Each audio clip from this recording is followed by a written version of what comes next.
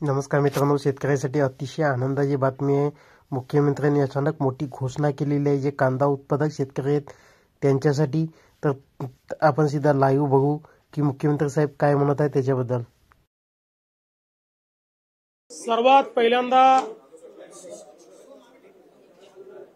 मी केंद्र सरकारचे आभार मानतो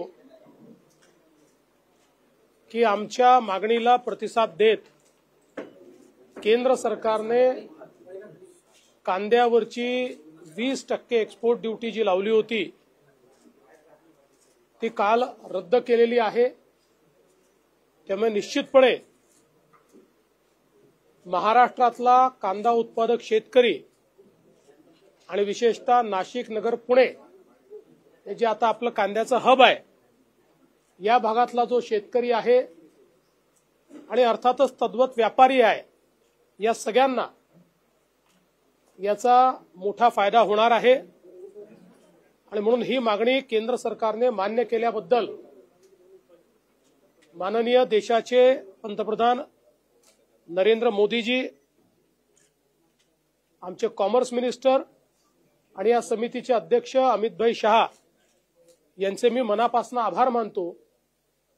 आणि यापुढेही कांदा उत्पादक शेतकऱ्याला ज्या ज्या प्रकारे मदत करता येईल ती मदत राज्य सरकार करतच राहील। आज मी त्र्यंबकेश्वरला जाऊन त्या ठिकाणी दर्शन देखील घेतलेलं आहे, पाहणी केली आहे, कुशावर्त तीर्थाची पाहणी केलेली आहे। आणि त्र्यंबकेश्वरचा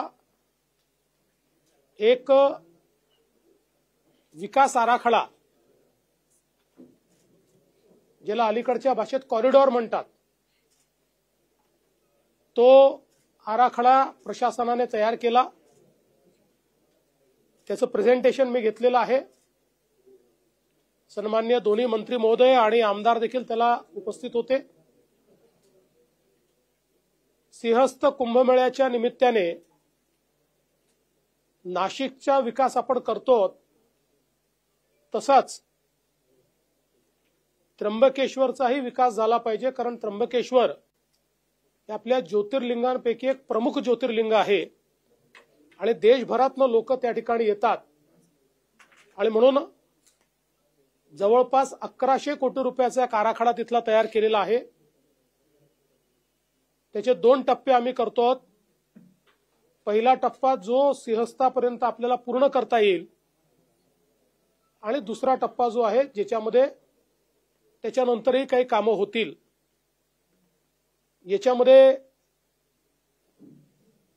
दर्शनाकरता कॉरिडॉर तयार करणं असेल, पार्किंगची व्यवस्था असेल, त्या ठिकाणी शौचालयांची व्यवस्था असेल, आपले जे तिथले वेगवेगळे कुंड आहेत, म्हणजे कुशावर्त एक आहेच पण अजून काही कुंड आहेत, या सगळ्या कुंडांचं रेस्टोरेशन, तिथल्या काही प्रमुख जी मंदिर आहेत त्याचं रेस्टोरेशन आणि ASIच्या मदतीनं प्रत्यक्ष जे मंदिर आहे त्याच्यामध्येही खूप रेस्टोरेशनची गरज नाही, पण जी काही आवश्यकता आहे आणि अनेक वेगवेगळ्या प्रकारच्या सोयी या तयार करणं, यासोबत त्याचा एक भाग म्हणून आपल्याला माहिती आहे की मागे ब्रह्मगिरी आहे आणि हा सगळा परिसर अतिशय सुंदर आहे। त्यामुळे या ठिकाणी नॅचरल ट्रेल्स तयार करायच्या, अशा प्रकारचा देखील प्रयत्न या आराखड्याच्या माध्यमातून करण्यात येणार आहे। मी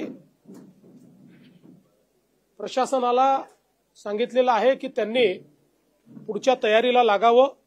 लवकरच आम्ही हा प्रस्ताव हाय पॉवर कमिटी आणि मग त्याच्यानंतर मुख्यमंत्री कमिटीकडे नेऊ आणि त्याला मान्यता देऊ। नाशिकमधली देखील जी कामं आहेत त्यालाही आम्ही मान्यता दिलेली आहे। जवळपास मला असं वाटतं 15 पूल, किती पूल आहेत? 11 पूल आपण त्या ठिकाणी बांधतो। रस्त्याचं एक मोठं जाळं आपण तयार करतो आहोत। आपला जो काही ज्या ठिकाणी खरं म्हणजे आपलं साधुग्राम तयार होतं ती सगळी जागा आपण ॲक्वायर करतो, त्याचाही विकास आपण करतो आहोत। घाटांमध्ये नवीन सोयी सुविधा करतो आणि काही घाट देखील वाढवतो आणि सगळ्यात महत्वाचं या ठिकाणी एसटीपीचं जाळं तयार करून पाणी शुद्ध राहिलं पाहिजे या दृष्टीनं एक आराखडा तयार केलाय आणि कुठल्याही परिस्थितीत सिंहस्थाच्या आधी त्याचं काम पूर्ण करायचं असं एक अॅम्बिशियस अशा प्रकारचा प्लॅन हा आपण तयार केलेला आहे. एकूणच जर आपण बघितलं तर खूप